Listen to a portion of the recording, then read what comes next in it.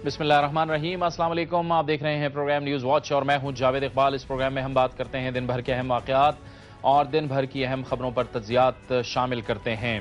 कराची में हालात बदस्तूर कशीदा हैं। ख्याल किया जा रहा था कि सिंध के अंदर सियासी अदम इस्तेहकाम जब ख़त्म हुआ और इस्तेहकाम की जानिब बढ़े, तमाम जमातें दोबारा मिली। मुत्तहिदा कौमी मूवमेंट के गवर्नर डॉक्टर इशरतुल इबाद ने दोबारा अपना ओहदा संभाला तो ये तसव्वुर किया जा रहा था, ये ख्याल किया जा रहा था कि अब हालात बेहतरी की जानिब जाएंगे।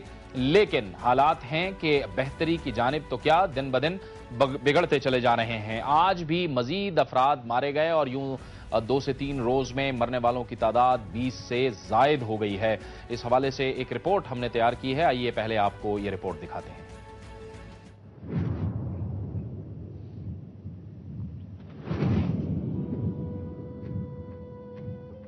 आज शहर कायद कराची के रहने वाले हैरान और परेशान हैं कि उन्हें किस नाकर्दा गुनाह की सजा दी जा रही है। कराची की अफसोसनाक सूरत हाल पर हर मुहिब्बे वतन पाकिस्तानी का दिल खून के आंसू रो रहा है। आम शहरियों का कहना है कि कराची की मौजूदा हालात का असल सबब जमहूरियत के नाम पर मुख्तलिफ ग्रोहों को जरूरत से जायद बाइख्तियार बनाना है, जिसने उन्हें शहर में राज करने के लिए कत्ल गारत और हर तरह की दहशतगर्दी की कार्रवाइयों का लाइसेंस दे रखा। कुछ दिनों के वक्फे के बाद इतवार से इन कार्रवाइयों का सिलसिला फिर से जारी है। शहर के मुख्तलिफ वाकयात में अब तक 22 से जायद अफराद जाँ बहक हो चुके हैं और नौबत यहां तक आ गई है कि शहरी घरों में महसूर होकर रह गए हैं। इन इलाकों में खौफ और हिरास फैल गया है। दुकानें और बाजार बंद हैं, जबकि तमाम तिजारती सरगर्मियां भी मुंजमद हो गई हैं। कराची के इन मुतासरा इलाकों में करीमाबाद, घास मंडी, लांडी, औरंगी टाउन, जिना स्क्वायर और शाह फैसल कॉलोनी शामिल हैं। अफसोसनाक पहलू यही है कि पुलिस की मौजूदगी में भी मुतहारिब ग्रुपों में फायरिंग का सिलसिला जारी रहता है, जिससे शहरी बेगुनाहों की लाशें उठाने पर मजबूर हो गए हैं। लोगों का कहना है कि पुलिस ने मुतासरा इलाकों का सर्च ऑपरेशन भी किया, लेकिन कोई वाज़ेह कामयाबी हासिल नहीं हो सकी। हालात को काबू में रखने के लिए गैर मुअय्यना मुद्दत के लिए डबल सवारी पर भी पाबंदी लगाई गई है। सूरत हाल की संगीनी को देखते हुए सदर आसिफ अली जरदारी ने आज कराची में आला सतह के इजलास की सदारत भी की, जिसमें गवर्नर सिंध, वजीर आला सिंध, विफाकी वजीर दाखिला रहमान मलिक, सूबाई वजीर दाखिला मंजूर वसान और कानून नाफिज करने वाले हुक्काम भी शामिल थे। इस इजलास में अमन और अमान के क़याम के लिए किसी भी सियासी और लिसानी ग्रुप और जमातों के खिलाफ बिला इम्तियाज कार्रवाई करने के इक़दामात पर भी गौर किया गया। देखा जाए तो कराची में जलाओ घेराव के मौजूदा वाक़यात का ये सिलसिला गुज़िश्ता 90 की दहाई से सबसे ज्यादा है। आए दिन की हड़ताल की कॉलों से अरबों रुपए का नुकसान हो रहा है, बेरोजगारी में इजाफा हो रहा है।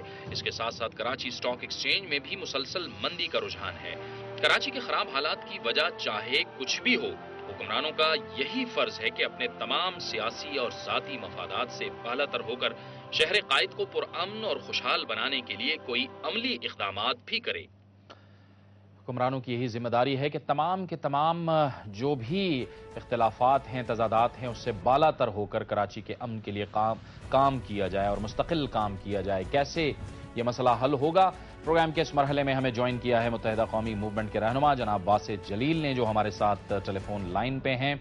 हमें प्रोग्राम के इसी मरहले में ज्वाइन करेंगे वज़ीर इत्तलात सिंध शर्जील मेमन भी, लेकिन इस वक्त हमारे साथ वासिद जलील साहब मौजूद हैं। वासिद जलील साहब, बहुत शुक्रिया। रहमान मलिक साहब कहते हैं कि लिसानी फसादात की साजिश की जा रही है और वज़ीर आला सिंध कहते हैं कि अगर ज़रूरत पड़ी तो FC को भी तलब किया जा सकता है। अब कराची के अवाम तो अमन चाहते हैं, चाहे जैसे भी हो। ये अमन क्यों नहीं आ पा रहा कराची में? देखिए जावेद साहब, जिस तरह आपने अभी एक फुटेज जो है अपने व्यूअर्स को दिखाई है और यहाँ पर सूरत हाल पर्टिकुलरली अगर हम सिर्फ जुलाई का ही मवाजना कर लें, और वैसे तो बिल्कुल 2-2.5 महीने से पर्टिकुलरली इस शहर कराची ने बड़ी तकलीफ दे सूरत हाल जो है वो फेस की है। ये जितने भी आपने चीज़ें बताई हैं और जिनके आपने नाम लिए हैं, सिर्फ ये एक पॉलिटिकल स्टेटमेंट्स हैं कि इतने अफराद जो है वो FC में लगा दिए जाएंगे या अमन व अमान के हवाले से जो है वो इजलास तलब कर लिया, मगर अब तक की जो सूरत हाल है इसमें कोई भी ऐसे प्रैक्टिकल एफर्ट्स नहीं हुए हैं जिसकी बुनियाद पर कराची की सूरत हाल जो है वो एक अच्छाई की तरफ जो है मतलब कहीं चलना शुरू हो जाए। और आए दिन और हर दिन जो है ऐसी सूरत हाल हो गई कि हर दिन हम अपने कारकुनान की जो लाशें जो है वो उठा रहे हैं। میڈیا آن ریکارڈ ہے کہ ہم نے اپنے تدفین میں تمام جتنے بھی ساتھیوں کی تدفین ہوئی ہے وہ تمام لوگوں نے دیکھی ہے، اور اسی طرح سے اس شہر کے اندر معصوم و بے گناہ افراد جو ہیں وہ لقمہ اجل بن رہے ہیں اس دہشت گردی کا۔ آپ نے یہ بھی دیکھا ہوگا کہ جولائی کے پہلے ہفتے میں جس طرح قصبہ علی گڑھ سیکٹر کے اندر وہاں پر رہنے والے جو مکین ہیں ان کے اوپر جس طرح وحشیانہ انداز میں جو ہے وہ فائرنگ کی گئی، اور بڑی کامن سینس کی بات ہے کہ جو یہ بندہ ایک 400 فٹ کی اونچائی پہ بیٹھا ہوا ہو اور نیچے ایک آبادی ہو تو آسان کس کے لیے ہے صورتحال کو خراب کرنا۔ تو وہ تمام تر صورتحال ہوئی، اور 5 دن تک اس شہر کے اندر جو ہے یہاں بربریت کا وہ بازار جو ہے وہ گرم ہوا ہے کہ لوگوں نے اپنی آنکھوں سے اس کو دیکھا ہے، اور صورتحال جو ہے وہ خراب ہوتے رہی، اور 5 دن تک تقریباً 100 سے زائد جب لوگ جاں بحق ہو گئے تو اس کے بعد جو ہے وہ پولیس بھی آ گئی، اور پھر رینجرز وہاں پہنچی، اور رینجرز نے پہنچ کے جو ہے وہ علاقے کی صورتحال کو جو کنٹرول کیا ہے۔ جبکہ یہی اقدام اگر موجودہ صوبائی حکومت جس کے پاس بنیادی طور پر لا اینڈ آرڈر کی ذمہ داری ہے اس کو اگر کنٹرول کر لیتے تو شاید یہ 100 جانیں جو ہیں وہ بچ جاتی۔ اسی طرح سے پرسوں ملیر کے واقعے میں جس میں لوگ اپنے گھروں پہ سوئے ہوئے تھے، 7 بجے یہ شب خون جو ہے وہ مارا گیا ہے، اور گھروں میں گھس کر لوگوں کے سروں پر جو ہے وہ فائر کیے ہیں۔ یہ مطلب آن ریکارڈ باتیں کر رہا ہوں، جو چیز نہیں دیکھی ہو شاید وہ میں بات نہیں بتاؤں گا، یہ وہ تمام چیزیں جو میڈیا نے اپنی آنکھوں سے خود دیکھی ہیں اور چیزیں نظر آئی ہیں، اور لوگوں کو جو ہے وہ تشدد کا وہاں نشانہ بنایا ہے۔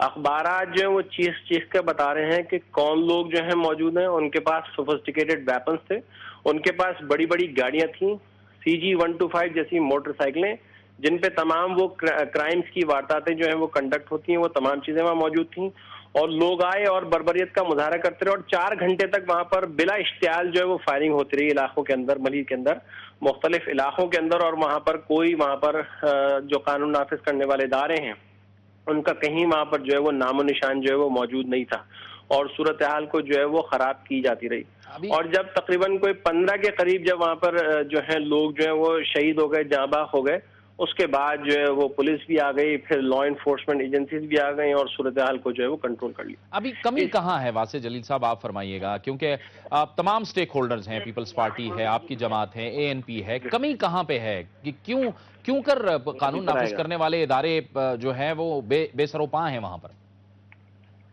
دیکھیں جاوید صاحب، بات یہ ہے کہ جس طرح میں نے شروع میں بھی کہا کہ اگر آپ کے پاس سنسیئر ایفرٹس ہوں اور سنسیئرٹی کے ساتھ جو کوئی کام کیا جائے تو یہ اس کے مطلوبہ نتائج جو ہیں وہ دنیا بھی دیکھتی ہے، اور یہ ایک قدرتی طور پہ ایک عمل بھی ہوتا ہے۔ مگر اس طرح کی کوئی چیز بھی جو ہے بالخصوص اس مہینے کے اندر اس شہر کراچی کے اندر لوگوں نے نہیں دیکھی ہے، اور یہاں پر جو ہے وہ قتل و بازار کا جو ہے وہ ایک بازار جو ہے وہ گرم ہوا ہے، ایک ڈیزائن اسٹریٹجی کے تحت جو وہ چیزوں کو خراب کیا جا رہا ہے۔ یہاں کے سابق صوبائی وزیر اعلیٰ جو انٹیریئر منسٹر رہ چکے ہیں، ان کی اشتعال انگیز تقریر ہمارے پاس آن ریکارڈ موجود ہے۔ اب سے چند ماہ پہلے انہوں نے گینگ وار سے وابستہ امن کمیٹی جس کو کہتے ہیں، ان کے لوگوں کو کہا یہ میرے بچے ہیں، میرے بھائی ہیں، ان کی حفاظت کرنا میرا فرض ہے۔ تو جب اس منصب پہ بیٹھنے والے اتنے جن کے پاس ہائی پروفائل منسٹریز ہوں اور وہ اس طرح کی اگر باتیں آ کے آن ریکارڈ کے ہیں تو پھر تو میرے خیال سے ایکویشن بالکل کلیئر ہے، یہ کوئی مشکل الجبرا نہیں ہے کہ جو سمجھ میں نہ آتی ہو۔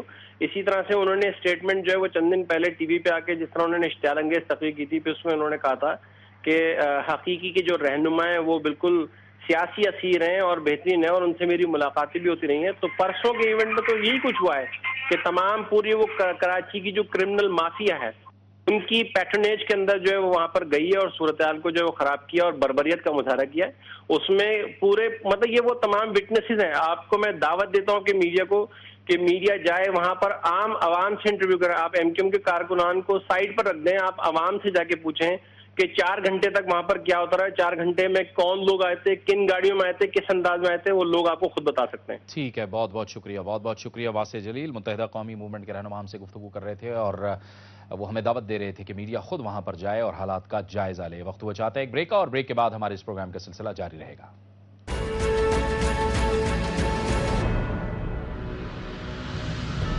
پروگرام نیوز واچ میں ناظرین ایک بار پھر آپ کو خوش آمدید کہتے ہیں۔ آج کئی اہم اجلاس ہوئے صدر آصف علی زرداری کی زیر صدارت کراچی میں، اور ایک اجلاس میں یہ اہم ترین فیصلہ کیا گیا ہے کہ اب लियारी से नबील गबोल नहीं बल्कि बिलावल भुट्टो जरदारी इलेक्शन लड़ेंगे। और इस इजलास में कहा गया कि सितंबर में बिलावल भुट्टो जरदारी पाकिस्तान वापस आएंगे और अमली सियासत में हिस्सा बाकायदा तौर पर लेना शुरू करेंगे।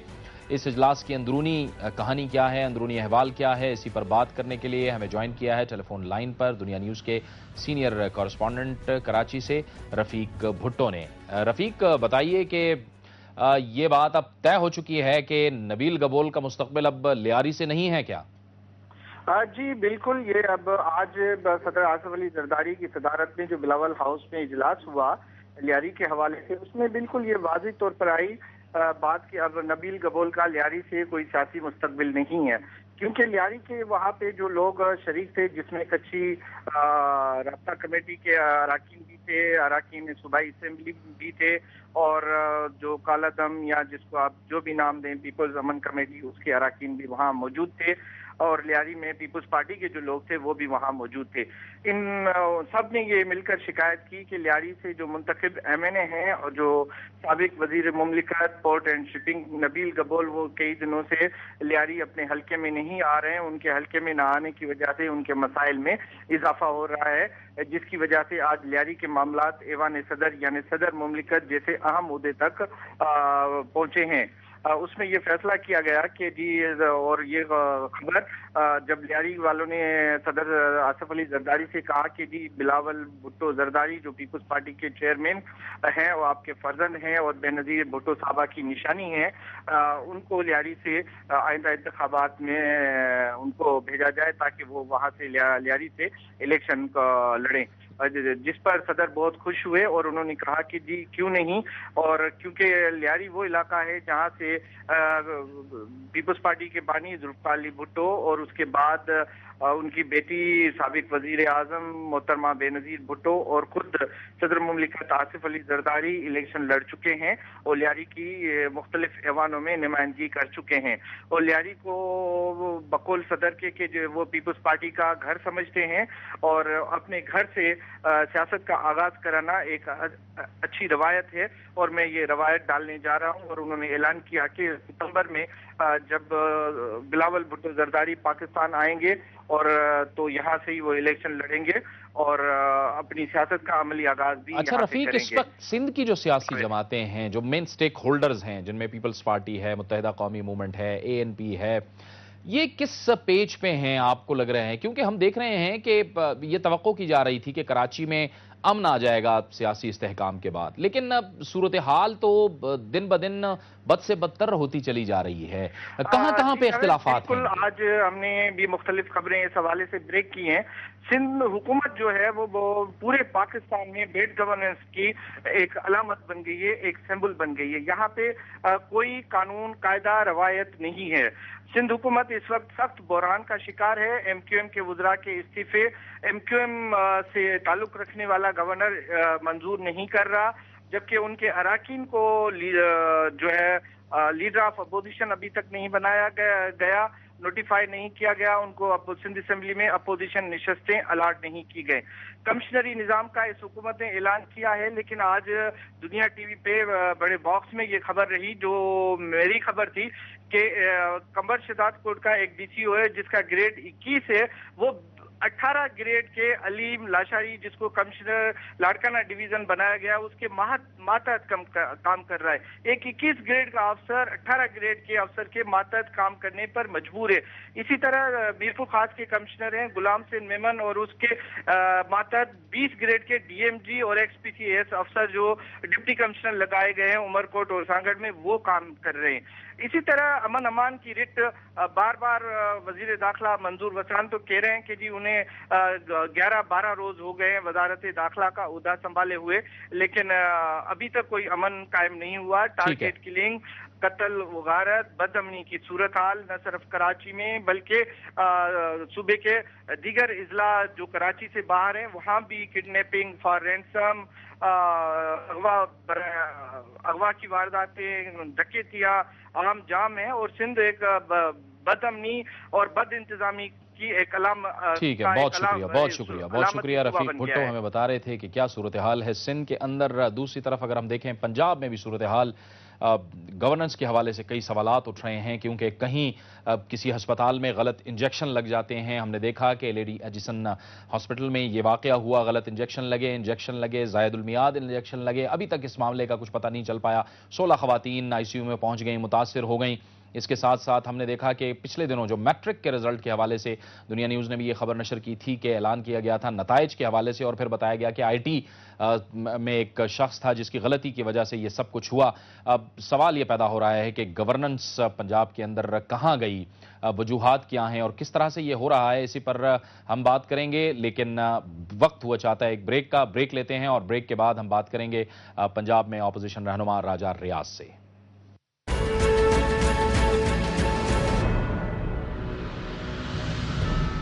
پروگرام نیوز واچ میں ناظرین ایک بار پھر آپ کو خوش آمدید کہتے ہیں. اور بریک سے پہلے ہم بات کر رہے تھے پنجاب کے حوالے سے, جس میں ایک ہسپتال میں غلط انجیکشن لگ گئے اور میٹرک کے نتائج کا الگ معاملہ ہے. راجہ ریاض ہمارے ساتھ اس وقت ٹیلی فون لائن پہ ہیں. بہت شکریہ راجہ ریاض صاحب. کیا لگ رہا ہے آپ کو, یہ معاملہ ہے کہاں پہ گڑبڑ؟ جی, یہ بنیادی طور پہ میاں شہباز شریف صاحب جو ہیں ان کا جو ون مین شو ہے اور جو غلط پالیسیاں ہیں یہ تمام اس کے نتائج ہیں.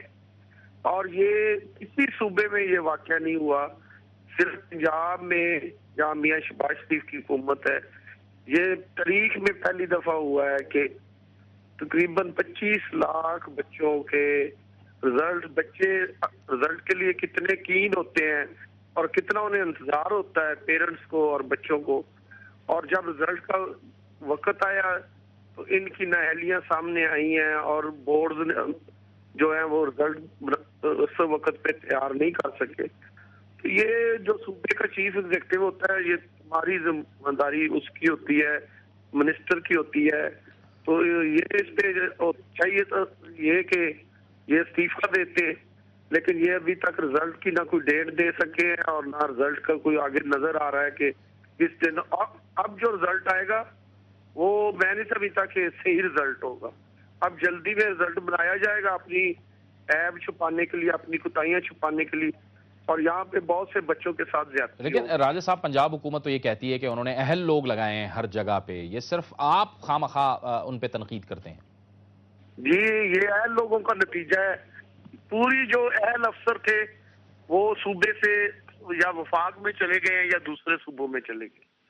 صرف وہ افسر جو بہت جونیئر ہیں اور 17 گریڈ والے کو 19 گریڈ میں لگایا ہوا ہے, اور سیکٹری لیول کے جو لوگ ہیں جو سینئر اور سیزن تھے وہ سارے صوبہ چھوڑ کے جا چکے.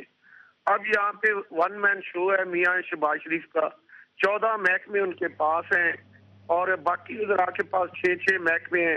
جو آدمی اپنی کیبنٹ نہیں بنا سکتا ہے, اپنی کیبنٹ پوری نہیں کر سکتا, اس کو کیا حق پہنچتا ہے کہ وہ صوبے میں وزیر اعلیٰ رہے یا صوبے کے معاملات وہ کس طرح مناسب چلا سکتا ہے. بہت بہت شکریہ راجہ ریاض صاحب آپ کا. اور اب پروگرام کے اس مرحلے میں ہم بات کریں گے کہ دنیا نیوز نے ایک خبر دی تھی, اور وہ خبر یہ تھی کہ پنجاب میں جو انجینئرنگ کے لیے انٹری ٹیسٹ ہونے والے تھے انجینئرنگ یونیورسٹی کے لیے, اس کا پرچہ یعنی اس کا پیپر آؤٹ ہو گیا تھا, اور اس کی وجہ سے یعنی 40 سے 41 ہزار طلباء کا جو وقت ہے وہ بھی ضائع ہوا, اور اس کے ساتھ ساتھ جو طلباء کا مستقبل ہے وہ بھی داؤ پر لگ گیا. دنیا نیوز نے اس خبر کی نشاندہی کی تھی اور اس کے بعد اس پر حکام نے ایکشن لیا, اور اس کے بعد اس انٹری ٹیسٹ کو ظاہر ہے کہ ختم کر دیا گیا اور دوبارہ سے اعلان کیا گیا کہ اب نیا انٹری ٹیسٹ ہوگا. ہزاروں طلباء کا جو مستقبل ہے وہ داؤ پر لگا دیا گیا, اور یقینی طور پر اگر یہ کہا جائے کہ طلباء کے مستقبل سے یہ کھلواڑ ہے تو یہ بیجا نہیں ہوگا. اب ہم دیکھ رہے ہیں کہ تعلیم کے حوالے سے بھی اس قدر اگر صورتحال ہماری ناگفتہ بے ہو رہی ہے تو اس ملک کا مستقبل کیا ہوگا, یعنی ملک کے نوجوانوں کے مستقبل کے ساتھ اس قدر کھیلا جا رہا ہے, یہ کتنی تشویشناک صورتحال ہے. اسی پر بات کرنے کے لیے ہمیں جوائن کیا ہے لاہور سے ماہر تعلیم ہیں, ماہر سماجیات ہیں جناب ڈاکٹر حفیظ نے. بہت شکریہ ڈاکٹر حفیظ صاحب. ڈاکٹر صاحب, یہ جو ٹیسٹ ہوتا تھا انٹری ٹیسٹ, یہ تو ہم اس لیے کرتے تھے کہ جو طلبہ ہیں وہ میرٹ کے مطابق جب وہ ڈھیر سارے نمبر لیتے ہیں اس کے بعد ایک فلٹریشن کے عمل سے گزرتے ہیں اور پھر پروفیشنل کالجز میں پروفیشنل یونیورسٹیز میں وہ ایڈمیشن لیتے ہیں. اگر یہاں پر بھی یہ معاملہ ہو رہا ہے تو ہم کس سطح پہ ہیں اب اس وقت, آپ کیا سمجھتے ہیں؟ دیکھیے, آپ نے 2 لفظ بولے, طلبہ کے مستقبل کے ساتھ کھلواڑ ہو رہا ہے. سچی بات یہ ہے اس ملک کے مستقبل کے ساتھ کھیلا جا رہا ہے. اگر میں یہ کہوں، لوگ شاید میرے سے پوری طرح اتفاق نہ کریں لیکن لوگ سمجھیں گے ضرور کہ اس ملک کے ساتھ 7 طرح کی سازش ہو رہی ہے، 7 لیول پہ سازش ہو رہی ہے. سماجی، سیاسی، ثقافتی، معاشی، نفسیاتی اور انتظامی اور فوجی لحاظ سے. اگر آپ تھوڑا غور کریں تو یہ 7 لیول پہ ہمارے ملک کے ساتھ، ہمارے ملک کے فیوچر کے ساتھ کھلواڑ ہو رہا ہے، آپ کا لفظ استعمال کرتے ہوئے. بات یہ ہے کہ دیکھنے کی بات ہے، اس وقت جو آپ بات کر رہے ہیں وہ ان 7 میں سے ایک ہے، وہ ہے انتظامی. اگر اس ملک کے فوجی لحاظ سے دیکھیں تو جی ایچ کیو اور نیول بیس پہ اگر اٹیک ہو سکتے ہیں تو یہ تو سافٹ ایریاز ہیں جہاں پہ سازش ہو رہی ہے. جس کی بات کر رہے ہیں کہ آپ اس وقت انتظامی کہ یونیورسٹی کے امتحان کو لیک کر دیا گیا ایک دن پہلے یا چند روز پہلے. یہ اس طرح کی سازش اس طرح سے ہے کہ آپ دیکھیں ریلوے تباہ کی جا رہی ہے، پی آئی اے تباہ کی جا رہی ہے، ہسپتالوں میں انجیکشن آپ نے ذکر کیا وہ غلط لگ رہے ہیں. اس طرح کے بے شمار کام ہو رہے ہیں جس سے یہ ملک، اس ملک کو کھوکھلا کیا جا رہا ہے. ہر لیول پہ، ہر شعبے میں، ہر جگہ، ہر ملک کے ہر شہر میں، ہر علاقے میں، ہر شعبے میں اس کو فیل کرنے کی کوشش کی جا رہی ہے. تو تاکہ یہ ملک آہستہ آہستہ کمزور ہوتا ہوتا ہوتا گر جائے اور مر جائے.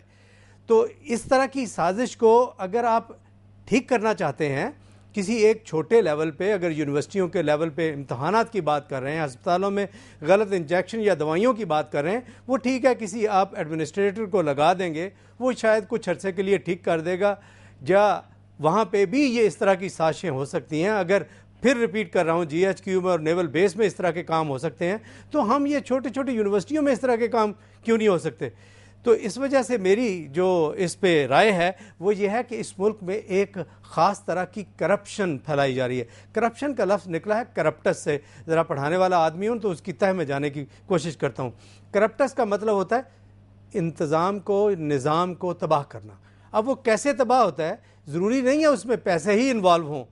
اس کو اس طرح سے بھی تباہ کیا جا سکتا ہے کہ آپ اس کا کوئی منتظم، اس کا کوئی سربراہ اس طرح کا نااہل، ناقابل لگا دیں جو اس ادارے کو تباہ کر دے. ابھی آپ نے ذکر کیا کہ کسی جگہ 18ویں گریڈ کا بندہ 21ویں گریڈ کو وہ اس کے نیچے ہے 21ویں گریڈ والا اور 18ویں گریڈ والا اوپر کام کر رہا ہے. تو یہ کیا چیز ہے؟ اس کو بولتے ہیں ایک خاص طرح کی کرپشن، انتظامی کرپشن. یہ کرپٹس ہے.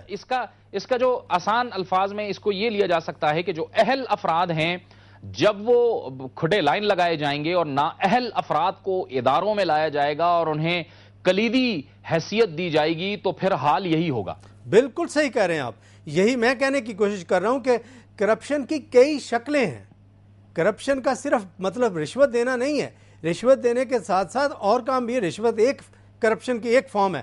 اگر آپ ایک جیسے آپ نے کہا کہ کلیدی جگہ پہ کسی نااہل بندے کو اس پہ لگا دیتے ہیں تو وہ تو بیڑا غرق کر دے گا اس ادارے کا. اگر میں آپ کو مختلف اداروں کی، جیسے ایک دفعہ آپ کے شاید ٹی وی چینل پہ یا کسی ٹی وی چینل پہ میں نے دیکھا کہ پی آئی اے کے تقریباً 11 جو افسران ہیں یا پائلٹس ہیں جو اس ایئر لائن کو چلا رہے ہیں، جو اس کی ایڈمنسٹریشن میں ہیں، ان کو 11 کروڑ روپے تقریباً مہینہ دیے جا رہے ہیں. اور جو 600 پائلٹ ہوائی جہاز چلاتے ہیں ان کو بھی 11 کروڑ دیے جا رہے ہیں.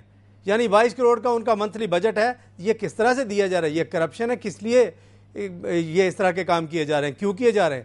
تاکہ ایئر لائن تباہ ہو جائے. اسی طریقے سے دوسرے ادارے ہیں، ریلوے ہے یا اور جو سرکاری ادارے ہیں یا یونیورسٹی ہیں، کالج ہیں، اسکول ہیں، ان کو دیکھ رہے ہیں ان میں اس طرح کا کام کیا جا رہا ہے. تو میرا کہنے کا مقصد یہ ہے کہ یہ ہمارے پاس ایک منظم لانگ ٹرم سازش ہو رہی ہے اس ملک کے ساتھ. اس ملک کو آہستہ آہستہ فیل کیا جا رہا ہے. اگر ہم نے اس چیز کا ادراک نہیں کیا تو پھر چند سالوں میں یا ہو سکتا ہے تھوڑے وقت میں یہ ملک گر جائے. تو اس لیے آپ کا یہ پروگرام، اس کے حوالے سے یہ کہنا چاہوں گا کہ ہمیں سب کو اس چیز کا ادراک کرنا چاہیے کہ کس طرح سے ادارے صحیح طریقے سے چلائے جائیں تاکہ وہ معاشرے میں لوگوں کی جن سروسز کے لیے وہ بنائے گئے ہیں ان کو وہ سروسز دی جائیں. یہاں پہ ٹرینیں 23 گھنٹے نہیں چلتی. ڈاکٹر صاحب ایک بریک لیتے ہیں، اور بریک کے بعد آپ سے میں ایک آخری نقطہ پوچھوں گا کہ اس سازش کا مقابلہ کیسے کیا جائے، یہ میں آپ سے پوچھوں گا، لیکن ایک بریک کے بعد۔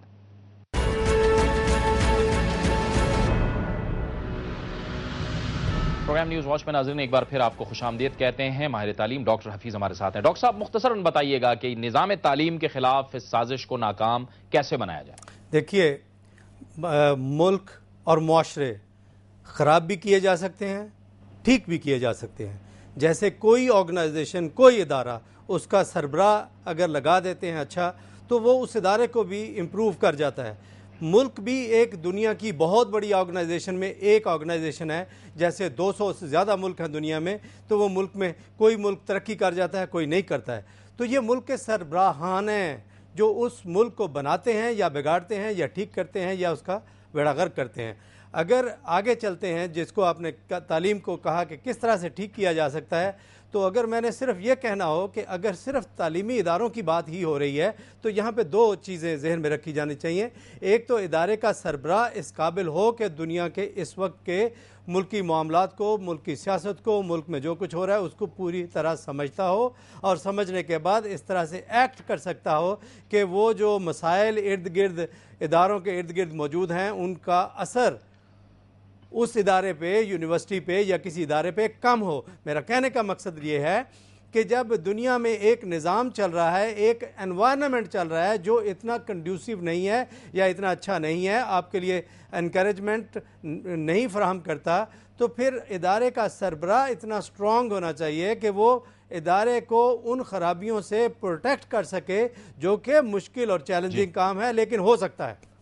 ٹھیک ہے، بہت بہت شکریہ، بہت بہت شکریہ۔ ڈاکٹر محمد حفیظ ہم سے گفتگو کر رہے تھے اور بتا رہے تھے کہ کس طرح سے تعلیمی نظام کے خلاف سازش کو ناکام بنایا جا سکتا ہے۔ اور اب ہم بات کریں گے کہ ایسا لگ رہا ہے کہ پاکستان کے عوام جو روایتی سیاست ہے اس سے تنگ آ چکے ہیں۔ یوگو پول ایک انتہائی اہم ترین ادارہ ہے جس نے پول کیا ہے پاکستانی عوام کا۔ اس پول کے مطابق 61% عوام نے پاکستان کی عمران خان یعنی پاکستان تحریک انصاف کے چیئرمین عمران خان کو پہلی چوائس قرار دیا ہے۔ اس کے ساتھ ساتھ 77% نے عمران خان کو پہلی یا دوسری چوائس قرار دیا ہے، یعنی 77% کا یہ خیال ہے کہ عمران خان پہلی یا دوسری فیصد چوائس ہو سکتے ہیں۔